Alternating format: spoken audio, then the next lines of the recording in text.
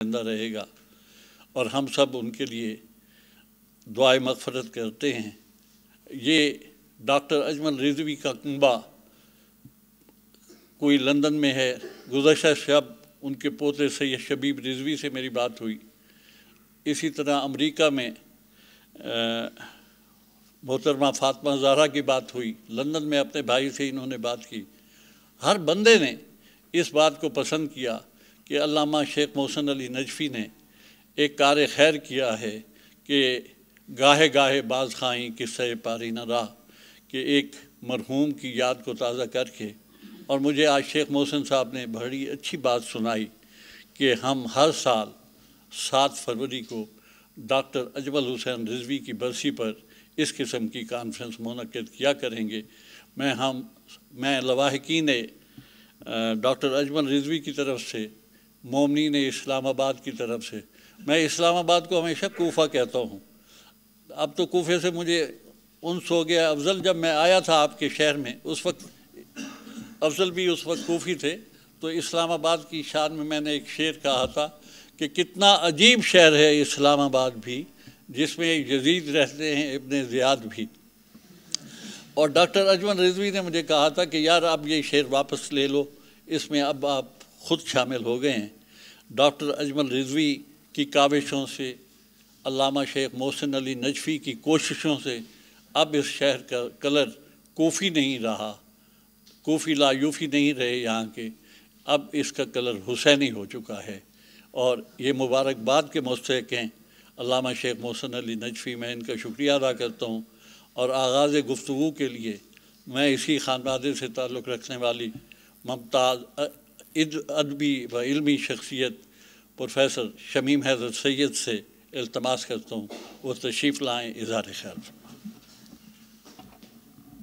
قابل صد احترام حجت الاسلام والمسلمین جناب شیخ محسن نجفی صاحب قبلہ، جناب آغا مرزا پویا صاحب، جناب افضل رضوی صاحب، ڈاکٹر غضنفر مہدی صاحب، اور میرے قابل صد احترام علماء کرام اور اس یونیورسٹی کے طالب، سب سے پہلے تو میں ڈاکٹر غضنفر مہدی صاحب کو مبارکباد دیتا ہوں، اور خصوصی طور پہ واقعی شکریہ ادا کرنے کے صحیح حق جو ہے وہ شیخ محسن نجفی صاحب کا ہے کہ انہوں نے آج یہ ریفرنس منعقد کر کے ہمیں ایک مرتبہ پھر سب کو اکٹھا ہو کر ڈاکٹر صاحب کو یاد کرنے کا موقع فراہم کیا۔ ڈاکٹر صاحب کی شخصیت کوئی معمولی شخصیت نہیں ہے،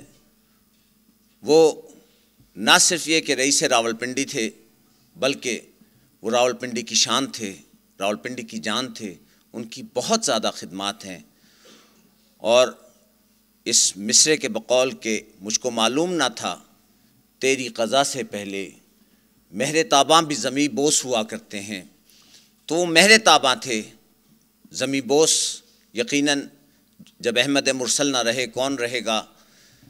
تو ڈاکٹر صاحب جو یہاں اس دنیا میں جو بھی آیا اس نے موت کا مزہ تو چکھنا ہے، لیکن بعض شخصیات ایسی ہوتی ہیں کہ مرحوم تو لکھا، جس طرح ڈاکٹر غضنفر مہدی نے کہا کہ مرحوم تو لکھا گیا، لیکن مرحوم کے ساتھ ہمارے مرتے نہیں ہیں، انتقال ہوتا ہے، وہ یہاں سے وہاں منتقل ہو گئے ہیں، لیکن ان کی یادیں، ان کے کارنامے، ان کی جو خدمات ہیں وہ آج بھی انہیں اسی طریقے سے 14 سال گزرنے کے باوجود بھی زندہ و جاوید رکھے ہوئے ہیں۔ تو یہ ایسا نہیں ہو سکتا کہ ڈاکٹر صاحب کو کبھی بھی ہم سب لوگ فراموش کر سکیں۔ ہاں کوتاہیاں ہیں، اور یہ بھی بہت بڑی کوتاہیاں ہے کہ آج بہت ایک عرصے کے بعد ان کا ریفرنس منعقد ہو رہا ہے، آج ایک عرصے کے بعد ہم سب لوگ ان کو یاد کرنے کے لیے اکٹھا ہوئے ہیں۔ یقیناً اس میں ہم سب کی کوتاہیاں ہیں، اور ان کوتاہیوں کے لیے ہم شرمندہ بھی ہیں، لیکن میں پھر یہی کہوں گا کہ ڈاکٹر صاحب کو بہرحال ان ریفرنسز کی ضرورت نہیں ہے۔ ڈاکٹر صاحب کی خدمات جو ہیں ان کو ہمیشہ ہر گلی کوچے میں، ہر محلے میں، ہر شہر میں، بلکہ دنیا کے کونے کونے پہ ان کو یاد رکھتے ہیں لوگ، ان کو ہمیشہ اچھے لفظوں سے یاد رکھتے ہیں، اور ہمیشہ ان کی تعریف کی جاتی ہے۔ راولپنڈی کے اندر جتنے فلاحی کام ہیں، جتنے بھی ماشاءاللہ سے مساجد، امام بارگاہوں سے لے کر اور دیگر امور جو ہیں، کیونکہ میرا اس خانوادے سے بہت زیادہ قریبی تعلق رہا، میں نے اپنا بچپن بھی اس گھر میں گزارا، میں نے ڈاکٹر صاحب کو بہت اپنے بچپن سے لاشعور سے لے کے شعور تک میں نے ان کو بہت قریب سے دیکھنے کا مجھے اتفاق ہوا۔ میرے والد سید ابو محمد رضوی صاحب کا ان کا ایک برادرانہ رشتہ تھا، بھائیوں جیسا رشتہ تھا، اور یہ دونوں ڈاکٹر صاحب کے پاس لازمی بات ہے کہ میں بڑے فخر سے کہتا ہوں کہ میرے والد صاحب کے پاس سرمایہ کی کمی تھی، وہ کوئی بہت زیادہ صاحب ثروت نہیں تھے، لیکن ان کے پاس کام کرنے کا جذبہ تھا، اور ڈاکٹر صاحب کے پاس سرمایہ تھا۔ ان دونوں چیزوں نے مل کر اس راولپنڈی میں ایک نئی تاریخ رقم کی، اور آج آپ جب دیکھتے ہیں علی مسجد سے لے کر علی پور فراش کی جو ہماری آج یہ ایک بڑا ایک وہاں مرکز بنا، یہ اور اسی طریقے سے جناب غلام احمد بلور صاحب تشریف لا چکے ہیں، ہم انہیں خوش آمدید کہتے ہیں، وفاقی وزیر ریلوے جناب غلام احمد بلور صاحب۔ ہمارے ہاں آج بھی یہ راولپنڈی میں اسی طریقے کے، آج ہم جامعہ کوثر میں جس طرح ذکر ہے، اس کا بھی ابھی جس طرح ڈاکٹر صاحب نے کہا، اس میں بھی ڈاکٹر صاحب کی بہت بڑی کنٹریبیوشن تھی، اور اس وقت ڈاکٹر صاحب نے بتایا کہ صدر جو تھے وہ راغب نقوی صاحب اس وقت ڈائریکٹر جنرل جو تھے، پہلے تقریباً اسناشری ٹرسٹ کے جو تھے تقریباً 12 سے 14 سال تک راغب نقوی صاحب اس ٹرسٹ کے چیئرمین رہے، اور ان کی اصل میں جو مرکزی اسناشری ٹرسٹ تھا یہ جو قائم ہوا، جس کے تحت G62 میں جو مرکزی مجلس امام بارگاہ اور مسجد موجود ہے، یہاں پہ یہ ٹرسٹ قائم ہوا، اور اس کے صدر جو تھے وہ بعد میں جب باغ سردارہ کے بعد وہ بھی تقریباً خواجہ مرسا صاحب بھی 1-2 سال رہے وہاں ٹرسٹ میں، لیکن مین جو کنٹریبیوشن اور مین جو ان کی خدمات تھی، کیونکہ میں نے آپ سے بتایا کہ میں نے انگلی پکڑ کے اپنے والد صاحب اور ڈاکٹر صاحب وغیرہ کو ان لوگوں کو دیکھا، تو میں بھی تقریباً اب اس 50 سال کی عمر میں انسائکلوپیڈیا بن چکا ہوں، اور کیونکہ میرا بڑا تعلق رہا، 18 سال کی عمر میں میں نے یہاں سے میگزین نکالا، بھٹو صاحب اس وقت پرائم منسٹر ہاؤس میں تھے اور میں وہاں پہ ان کی تعاون سے نکلنے والے اس میگزین کا ایڈیٹر تھا۔ 21 سال میں نے یہاں سے ڈیلی جرت نکالا، اور وہ تقریباً 2.5 سال تک ماشاءاللہ چلا، اس وقت پویا صاحب کا بھی ماشاءاللہ مسلم چل رہا تھا، اور اس کے بعد جنگ کا میگزین سیکشنز میرے پاس رہا، پھر میں صحافت کو چھوڑ کے ایجوکیشن کی فیلڈ میں آیا، حلقہ باب ذوق سے تعلق رہا، وہاں سیکٹری رہا، اور وہاں اس وقت ڈاکٹر صاحب کی نالج میں ہے کہ حلقہ باب ذوق کی ممبرشپ بھی نہیں ملتی تھی، لیکن میں نے اس کی سیکٹری شپ کی بھی ون کی، کیونکہ ادب سے، لٹریچر سے، صحافت سے، تعلیم سے، ان تمام چیزوں سے میں وابستہ رہا۔ پھر میرا خود بھی گھرانہ جو ایسا تھا کہ جہاں میں نے اور اسی طریقے سے بہت سارے رفائی اور فلاحی کاموں کو ہوتے ہوئے دیکھا، تو اس ناطے مجھے بہت ساری جو ہے جو انفارمیشنز ہیں وہ میرا خیال میں اس ٹائم بہت کم لوگوں کی نالج میں ہوں گی، تو والد صاحب کے ساتھ رہتے رہتے میں خود انسائکلوپیڈیا بن چکا تھا، اور میں نے ہمیشہ ایک کوشش کی، اور آج میں جس مقام پہ ہوں یقیناً جو لوگ اپنے ماں باپ کی خدمت کرتے ہیں وہ کبھی نامراد نہیں رہتے، اور میں آج میرے جیسا ایک انتہائی ادنا انسان جو ہے اگر آج کسی مقام پہ ہے تو یقیناً وہ میرے والد کی جوتیوں کا صدقہ ہے، اور میں اسی ناطے ہم اپنے طالب علموں کو، آج میرے پاس 3000 تقریباً اسٹوڈنٹس ہیں، تو میں گرامر سکولز کی چین میں ان سے ہمیشہ یہ کہتا ہوں کہ بیٹا اگر بامراد ہونا ہے تو اپنے والدین کو نہ صرف یہ کہ ان کی زندگی میں خدمت کرو بلکہ مرنے کے بعد بھی ان کو فراموش مت کرو اور ان کو یاد رکھا کرو، تو اسی میں تمہاری بھلائی ہے، اسی میں ترقی ہے، اسی میں تم لوگوں کے لیے سب سے بڑا جو ہے وہ اعزاز ایک جو ہے وہ آپ کے لیے یہی ہے۔ تو ڈاکٹر صاحب کی جہاں تک تعلق ہے ڈاکٹر صاحب کا، میں نے آپ سے بتایا کہ میں نے ان کو اتنے قریب سے دیکھا، میں نے یہ بھی دیکھا کہ سن 61 میں جب لیاقت باغ کے اندر میرا خیال میں ہارڈلی میری عمر 3 یا 4 سال ہوگی، بہت چھوٹا، لیکن میں نے اس حالت میں بھی، میں چھوٹے ہوتے ہوئے بھی میں وہاں موجود تھا، ایک نقش سا ہے، اور وہ نقش یہ ہے کہ لیاقت باغ میں بہت بڑا انجمن وظیفہ سادات کے تحت ایک اجتماع ہوا، اور جس میں پاکستان کے جید ترین علماء کرام جو تھے وہ وہاں پہ موجود تھے، علامہ سید محمد دہلوی صاحب سے لے کر علامہ نجم الحسن قراروی سے لے کر علامہ اظہر حسن زیدی سے لے کر حافظ کفایت صاحب سے لے کر علامہ لطیف انصاری، کتنے نام لوں، یعنی پاکستان کے پورے پاکستان سے علماء کرام کی کریم جو تھی وہ لیاقت باغ میں موجود تھی، اور وہ اس طریقے سے مجھے اب معلوم ہوا کہ اب میرے والد کے انتقال کو تقریباً اب جو ہے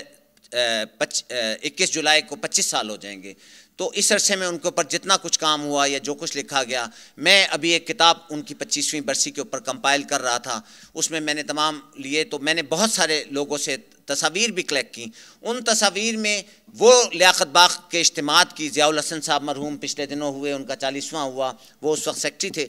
تو میں نے ان کے گھر سے وہاں سے بہت ساری مجھے تصاویر ملی اور مختلف. تو اس میں ڈاکٹر صاحب کو میں دیکھ رہا ہوں اسٹیج پہ بیٹھے ہوئے ہیں، اور ڈاکٹر صاحب کی صدارت میں وہ 3 اجتماعات ہیں، اور اس میں تمام جید علماء جو ہیں وہ فوٹوگرافس ان کے وہاں موجود ہیں. وہ انشاءاللہ میں جب کتاب شائع کروں گا تو اس میں شائع کروں گا وہ فوٹوز. وہاں ملک کے جید علماء کرام موجود ہیں، اور جب میں اس کی ہسٹری لے کر آیا ان سے، ضیاء الحسن صاحب سے، تو میں نے دیکھا کہ اس لیاقت باغ کے اندر اس بڑے اجتماعات کے تمام اخراجات ڈاکٹر سید اجمل حسین رضوی صاحب نے برداشت کیے. اور اس کے علاوہ یہی نہیں کہ وہ اجتماعات اس 61 کے اندر مطلب انہوں نے وہ سارے جو اخراجات اس کے برداشت کیے، بلکہ اس پہلی مرتبہ انجمن وظیفہ سادات کو 50,000 روپے کا خطیر رقم، اس زمانے میں سن 61 میں 50,000 ایک بہت بڑی رقم تھی پورے ملک میں جس کی دھوم مچی. 50,000 روپے کی خطیر رقم جو تھی انہوں نے اس میں انجمن وظیفہ سادات کو دی گئی، جبکہ اس وقت انجمن وظیفہ سادات کا ٹوٹل فنڈ جو تھا وہ چند لاکھ مطلب جو تھا وہ اس وقت موجود تھا. اور اس میں جب یہ 50,000 روپے کا ڈاکٹر صاحب نے وہاں اناؤنس کیا تو پورے ملک میں اس کی دھوم مچی. وہ میں جب یہ سب چیزوں کو دیکھ رہا تھا، یعنی یہ میرے بڑے لاشعور کی بات تھی. میں نے آپ سے بتایا کہ اس وقت میری ایج اتنی نہیں تھی، میں بہت ہی مطلب کم عمری کی بات کر رہا ہوں. تو اس مطلب لیکن اب جب میں نے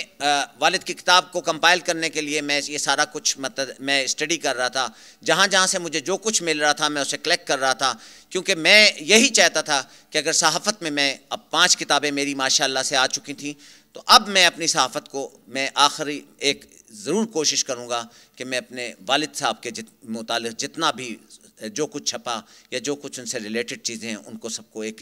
کتابی شکل دے سکوں. تو اس سلسلے میں جب مجھے کام کرنے کا موقع ملا تو مجھے بہت ساری چیزوں میں ڈاکٹر صاحب کے جواہر نظر آئے. ویسے تو میں نے آپ سے بتایا کہ میں نے ان کو جتنے قریب سے دیکھا، میں ان کے گھر کا ایک فرد بھی تھا، تو میں نے جس طریقے سے ان کو دیکھا مجھے یہ بھی یاد ہے کہ ایک اسی راولپنڈی میں آج بہت ایک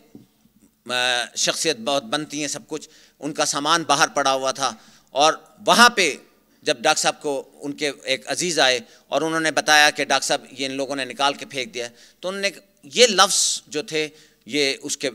تھے کہ میں کیا ایک سید زادیاں جو ہیں وہ سڑک پہ پڑی، ان کا سامان سڑک پہ، اس زمانے میں 14-15 ہزار روپے میں مکان مل جایا کرتا تھا. تو انہوں نے کہا کہ نہیں یہ نہیں ہو سکتا. انہوں نے اس کی رقم نہ صرف ادا کی بلکہ اس کے ساتھ ہی انہوں نے یہ بھی کیا کہ انہوں نے ان کو گھر کا شیلٹر پرووائڈ کیا، اور اس کے بعد انہوں نے کہا جب تمہارے پاس پیسے ہوں تو وہ تم دے دینا. لیکن اس کے باوجود بھی یہ اتنا ایک بڑا عمل تھا. ڈاکٹر صاحب اشارہ کر رہے ہیں تو اس پہ فیض صاحب کے شعر کے ساتھ ہی